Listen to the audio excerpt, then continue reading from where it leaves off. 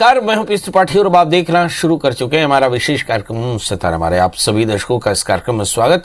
दोस्तों, आज बात करेंगे आज के पंचांगी व्रत त्योहार की, साथ ही में आपको आपका राशिफल भी बताएंगे। इसके अलावा आज चर्चा करेंगे मौनी अमावस्या पर। जी, मौनी अमावस्या पर क्या करें, क्या ना करें, किन बातों की सावधानी करें और क्या करने से क्या हासिल होता है।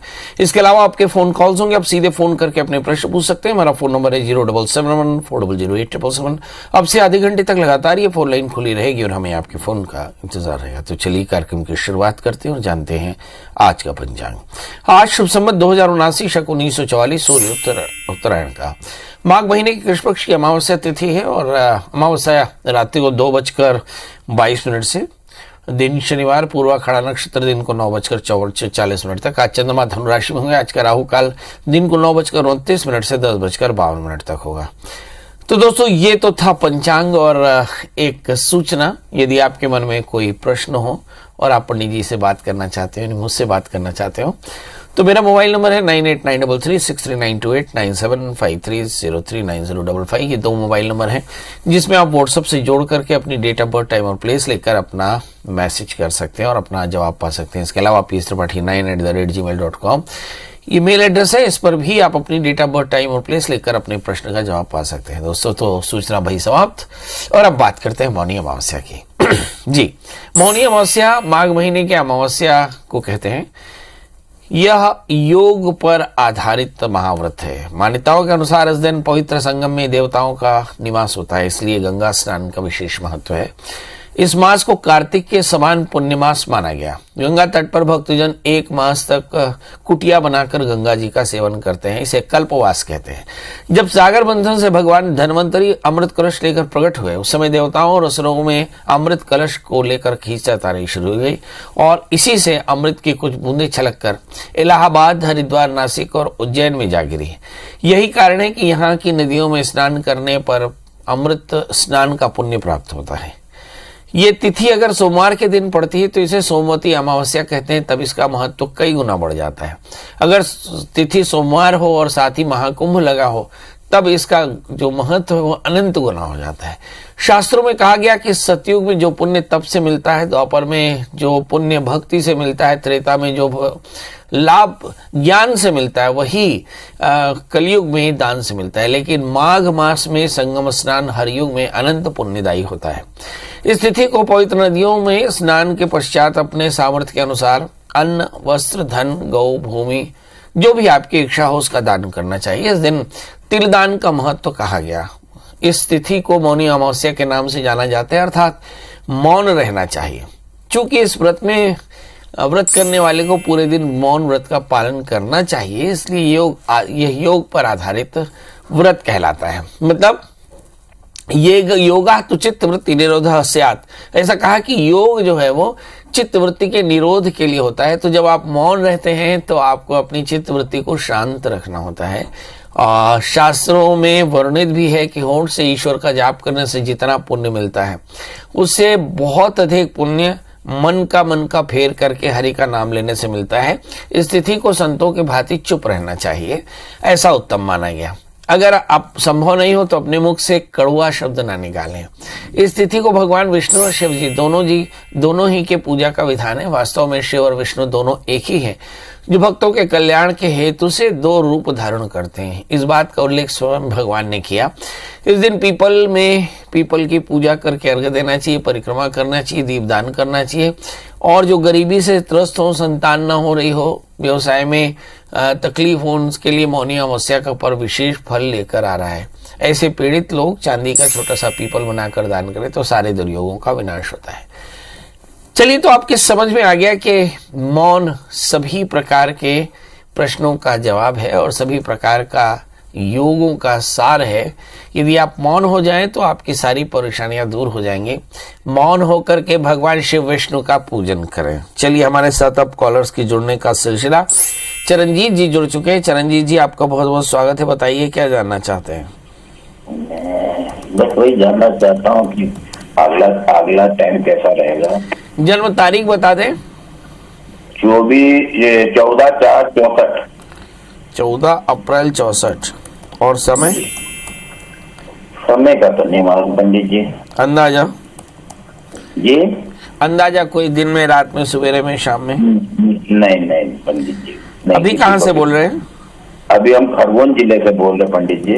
जी बताइए क्या जानना है और कैसे जानना है, हम देखने की कोशिश करते हैं। अगला टाइम स्वास्थ्य कैसा रहेगा पंडित जी? चलिए आइए देखते हैं। आपका प्रश्न लग्न कुंभ है और आपकी जो राशि है वो धनु है। लग्न में शनि, जातक पूछता है कि भविष्य कैसा रहेगा, तो भाग्य शुक्र 12वें स्थान में है। लग्न में शनि है तो थोड़ा सा स्ट्रगल होगा, थोड़े हेल्थ के इश्यूज हो सकते हैं, खासकर जो बदन का दर्द, पैरों का दर्द, ये सारा कुछ हो सकता है।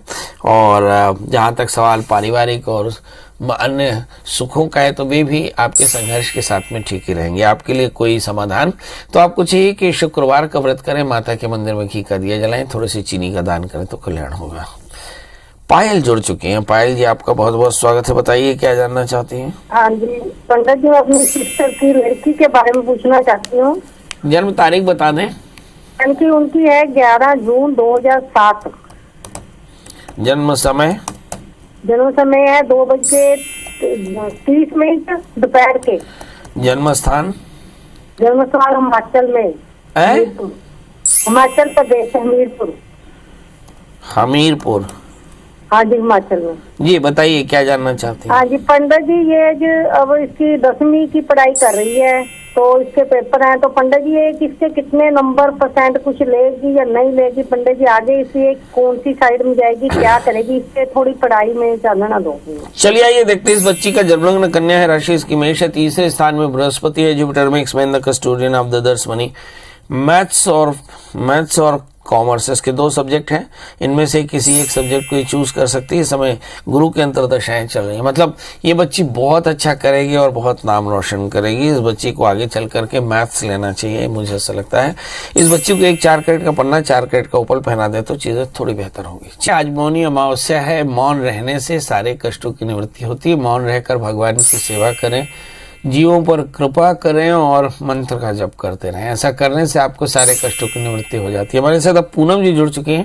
पूनम जी आपका बहुत बहुत स्वागत है, बताइए क्या जानना चाहते हैं? प्रणाम पंडित जी। एकदम प्रणाम, बताएं। पंडित जी हमको जानना था, मतलब मेरा जन्म राशि में हुआ है। जन्म तारीख बता दें। तारीख तो याद नहीं है पंडित जी। अभी कहाँ से बोल रही हैं? हम रांची से बोल रहे हैं। क्या जानना चाहती हैं बता दीजिए। सर शादी का वो जानना था हमको। कितनी उम्र हो गई अभी आपकी? 95 का मेरा जन्म है। 95 का जन्म है। लग्न में शनि बैठे हैं, शादी में थोड़ी सी परेशानी है, क्या करना चाहिए? 27 वर्ष पूरा हो गया। सप्तमी सूर्य 12वें स्थान में है। आप रविवार का व्रत करें, नमक तेल का त्याग करें, आदित्य हृदय स्तोत्र का पाठ करें। 1 वर्ष के भीतर आपका विवाह पक्के तौर पर हो जाएगा।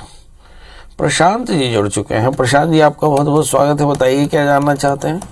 जय श्री महाकाल पंडित जी। जय श्री महाकाल, बताएं।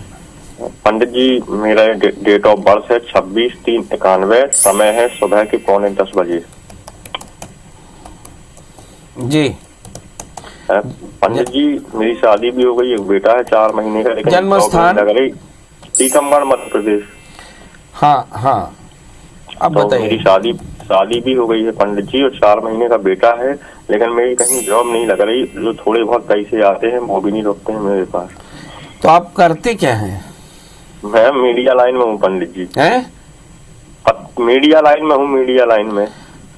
अच्छा चलिए कोई बात नहीं, ठाकुर जी सबका विधान बताते हैं, आपका भी विधान बनाएंगे। आपका जन्मलग्न वृषभ है, राशि आपकी कर्क है, तीसरे स्थान में गुरु चंद्रमा केतु। मुझे ऐसा लगता है कि पढ़ना पढ़ाना ही आपके लिए काम है। आप पढ़ाना शुरू कर दें लोगों को, एजुकेशन यानी ट्यूशन कोचिंग या स्कूल में पढ़ाना शुरू कर दें, चीज़ें बेहतर हो जाएंगी। याद रखें कि आपके भाग्य स्थान में शनि राहु है, जीवन में बड़ा संघर्ष और उसी के बाद आपको लाभ होने वाला है। 4 कैरेट का पन्ना, 4 कैरेट का जामुनिया धारण करें, शनिवार का व्रत करें, अज्ञात पितरों का श्राद्ध करें तो फायदा होगा। हमारे साथ अब जयंती जी जुड़ चुकी है। जयंती जी आपका बहुत बहुत स्वागत, बताइए क्या जानना चाहती हैं? जयंती जी मेरी आवाज मिल रही है आपको? जी जयश्री बोल रही हूँ सर, प्रणाम। जी प्रणाम, फटाफट बताएं डेट ऑफ बर्थ। सर मुझे बेटी का भविष्य जानना था। जी, जन्म तारीख 20/9/8 है सर उसका। 20/9/1908 2008। और जन्म समय? जन्म समय रात 8:30 बजे। जन्म स्थान? बिलासपुर। जी, क्या जानना चाहती हैं? सर उनका भविष्य जानना चाहती हूँ। ये बेटा है बेटी है? बेटा है सर। अभी किस क्लास में है बच्चा? 9th में है। जी, आइए देखते हैं इस बच्चे का जन्म लग्न मेष है और इसकी जो राशि है वो वृषभ है। इसका मेष लग्न होने से बहुत ज़्यादा ध्यान साइंस की तरफ रहेगा। भाग्य स्थान में बृहस्पति है, तो ऐसा कह सकते हैं कि स्मार्टनेस भी पर्याप्त है, मगर बीते 1 साल से पढ़ाई बहुत अच्छी नहीं हुई ऐसा मुझे लगता है। और राहु की महादशा शुरू हो जाएगी, इसका मतलब ये आगे चल करके बायोलॉजी लेंगे और आगे चल करके नीट का एग्जाम देंगे। मगर सवाल यही है कि राहु की महादशा में राहु का अंतर चलेगा लगातार 3 साल, 2023 से लेकर 3 साल यानी 2026 तक राहु की अंतरदशाएं चलेंगी, जो बहुत बेहतर नहीं है। बच्चे को डिस्ट्रैक्ट कर सकती हैं, मतलब विचलित कर सकती हैं और बच्चे का ध्यान भटक सकता है। अब ऐसी स्थिति में आपको हर महीने रुद्राभिषेक कराना चाहिए, बच्चे की काउंसलिंग करानी चाहिए और बच्चे में सिंसियरिटी पैदा हो ऐसी कोशिश करनी चाहिए, क्योंकि 2003 से ही बच्चे की राहु की महादशा शुरू हो जाएगी, जिसके चलते बच्चे के एकाग्रता में थोड़ी तकलीफ आ सकती है। अब सवाल ये है क्या करना चाहिए। तो राहु की दशा चली तो भगवान शिव का अभिषेक करें, ओम नमः शिवाय इस मंत्र का जप करें। 1 4 कैरेट का पुखराज, 1 4 कैरेट का मूंगा बच्चे को पहनाए तो कल्याण होगा। चलिए इसी के साथ अब आपसे विदा, कल हम फिर हाजिर होंगे किसी नए विषय के साथ। तब तक मुझे दी इजाजत, नमस्कार।